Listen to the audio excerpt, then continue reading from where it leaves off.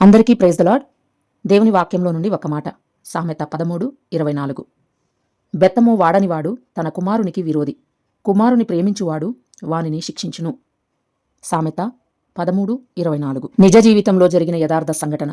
తన కూతురంటే ఆ తల్లికి ప్రాణం. కాబట్టి అల్లారు ముద్దుగా గారాబంగా పెంచింది. ఏది కోరుకున్నా కాదనకుండా కొనిచ్చింది. తన కుమార్తె సంతోషమే తన సంతోషంగా భావించింది. ఖరీదైన వస్తువులు కొనడం, వస్త్రాలను ధరింపచేయడం, అందముగా ఆకర్షణీయంగా ఆడంబరంగా జీవించడానికి ఆ అమ్మాయి రాను రాను అలవాటు పడిపోయింది. ఒక్కగానొక్క కూతురు కదా, తప్పేమీ కాదులే అనే భావన ఆ తల్లి తన బిడ్డ విషయంలో తగిన జాగ్రత్తలు తీసుకోకుండా చేసింది. ఆ తల్లి గారాబం కాస్తా బిడ్డకు శాపంలా మారింది. నేను ఏమి చేసినా మమ్మీ నన్నేమీ అనడం లేదు అనే భరోసాతో ఆ బిడ్డ యవ్వనంలో అడుగు పెట్టినప్పుడు కొత్త పుంతలు త్రొక్కడం మొదలుపెట్టింది. స్నేహితులతో షికార్లు, రాత్రులు ఇంటికి ఆలస్యంగా రావడం, కొన్నిసార్లు స్నేహితుల వద్దనే ఉండిపోవడం. తన కూతురు ఎలా జీవిస్తున్నా నేటి యువతరం ఇవన్నీ సహజంగానే చేస్తున్నాయి అనే అజ్ఞానము, ఆ తలంపులు ఆ తల్లి కళ్ళు కప్పేశాయి.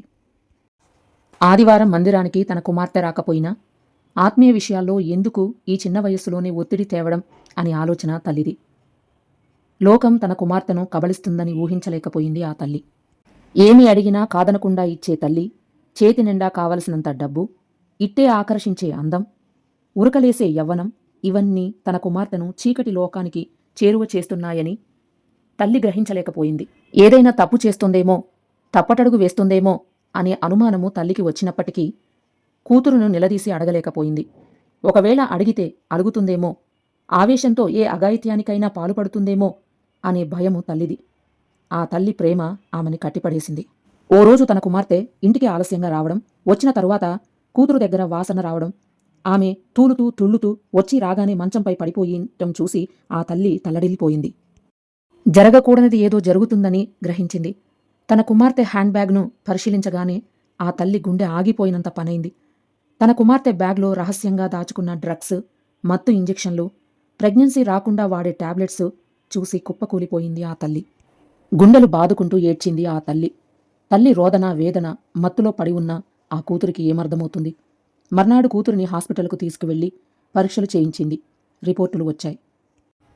ఆమె కూతురు ఒట్టి మనిషి కాదని తెలిసి, కంటికి రెప్పలా చూసుకున్న, ప్రాణంలా ప్రేమించుకున్న కూతురు పెళ్లి కాకుండానే గర్భవతి అయిందని తెలిసి ఆ తల్లి గుండెలు పగిలిపోయేలాగా ఏడ్చింది. ఈలోపు డాక్టర్ గారు వచ్చి, అమ్మా కొంచెం ప్రక్కకు వస్తారా అని పిలిచి ఏదో చెప్పారు.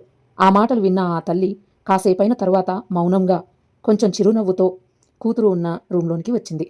అది గమనించిన తన కుమార్తె, అమ్మా నిన్నటి వరకు ఎంతో దిగులుగా ఉన్న నీవు ఎందుకని ఇప్పుడు చిరునవ్వు నవ్వుతున్నావు అని కుమార్తె ప్రశ్నించింది. తల్లి జవాబిస్తూ, ఏమీ లేదమ్మా, నీ రిపోర్టులు వచ్చాయి, నార్మల్గా ఉన్నావని, త్వరలోనే డిశ్చార్జ్ చేస్తాడని డాక్టర్ చెప్పారు, అందుకే నేను సంతోషంగా ఉన్నాను అని చెప్పింది. అమ్మా నిన్ను ఓ ప్రశ్న వేయొచ్చా? అమ్మా నరకమనేది ఉందా? పాపం చేసిన వారు అక్కడ నిత్యం కాలిపోతారా అని తన కూతురు అడిగింది. ఆ తల్లి కలవరపడుతూ, అమ్మా ఈ ప్రశ్నలన్నీ ఇప్పుడెందుకు? శుభమా ఆంటీ ఇంటికి వెళ్తున్నప్పుడు అని తల్లి అనగానే, ఇంటికా? నేను రాను కదమ్మా, ఎప్పటికీ రాను కదమ్మా, ఇంటికి రాకుండానే నేను చనిపోతానని డాక్టర్ గారు నీతో చెప్పిన మాట నేను విన్నానుమ్మా. నాకేమీ కాదని నన్ను నమ్మించడానికి నీవు చిరునవ్వుతో మాట్లాడుతున్నావని నాకు తెలుసుమా అంటూనే ఆ కూతురు ఆ తల్లి గుండెలపై పడి పడి ఏడ్చింది. అమ్మా ఇప్పుడు నేను చచ్చిపోతే ఎక్కడికి వెళ్తానమ్మా? పరలోకానికా నరకానికా? అమ్మా నిజం చెప్పు. నిజం చెప్పమని కూతురు తల్లిని అడుగుతూ ఉంది. ఇంతకీ ఆ నిజం ఏమిటి? డాక్టర్ గారు తల్లికి ఏమి చెప్పారు? ఆ కుమార్తె ఏమి విన్నది? ఎందుకు ఆమె చిరునవ్వుతో కుమార్తెతో మాట్లాడుతూ ఉంది? ఇవన్నీ తెలుసుకోవాలి అంటే పార్ట్ 2లో తెలుసుకుందాం. ఈ వీడియో లెంత్ ఎక్కువ అవుతుంది కాబట్టి పార్ట్ 2లో తప్పకుండా ఈ కూతురు ఏమైంది అని తెలుసుకుందాం.